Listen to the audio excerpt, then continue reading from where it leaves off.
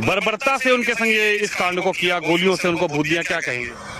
देखिए, ये अगर हम अपने नज़रिए से बोल लेंगे तो ये गलत हुआ है, ये आतंकवादी हमला है, ये मानवता के खिलाफ है।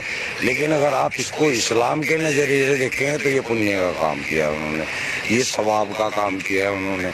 ये कुरान के स्क्रिप्चर सूरह तौबा की जो 5 आयत है उसके अंदर सेम टू सेम यही प्रक्रिया लिखी है कि काफिरों को जहाँ पाओ वहाँ देखो, उनको मारो, घात लगा करके उनको मारो। इन्होंने भी तो वही किया, घात लगा के मारा, बाकायदा उसकी रेखी हुई है घात। इस्लाम में ही लिखा है, कुरान में ही लिखा है, किस तरीके से निहत्थे लोगों को इस तरीके से देश के वासियों को भून दिया जाए, उनको मार दिया जाए। आइए, मैंने कुरान की तो आपको आयत बताई है, जो सूरह तौबा है, कुरान की 9वीं सूरह है और उसकी 5वीं आयत है।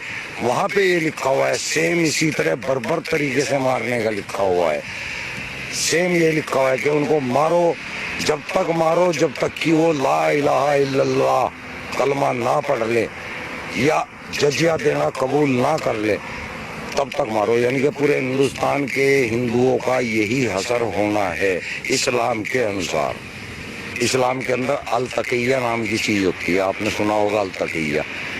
अल तकिया वो चीज़ है जब इस्लाम के अंदर हमें कोई ऐसा काम करना होता है जो कि सामने लोगों को नाजायज़ दिख रहा है, तो आपको वहाँ लोगों को तो नाजायज़ बताना है, लेकिन काम वो सवाब का करना है आपको। इसको बोला जाता है अल तकिया।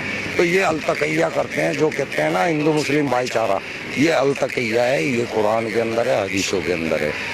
मुसलमानों को तो, मैं इंडिया के मुसलमानों की बात कर रहा, बाहर की नहीं। मुसलमान इंडिया का जो है वो अनपढ़ है, उसको कुरान के बारे में कोई नॉलेज नहीं है। इसलिए अगर वो भाईचारे की बात कर रहा है तो वो ठीक कर रहा है, लेकिन वो इस्लाम के अनुसार गलत कर रहा है।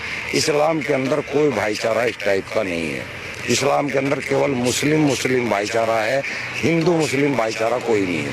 आप पढ़ के देखें या किसी आलिम से बात करके देखें। अब मैं भी आलिम ही हूँ, मैं आपको बता रहा हूँ। ये इस कांड को किया, गोलियों से उनको भूत दिया, क्या कहेंगे?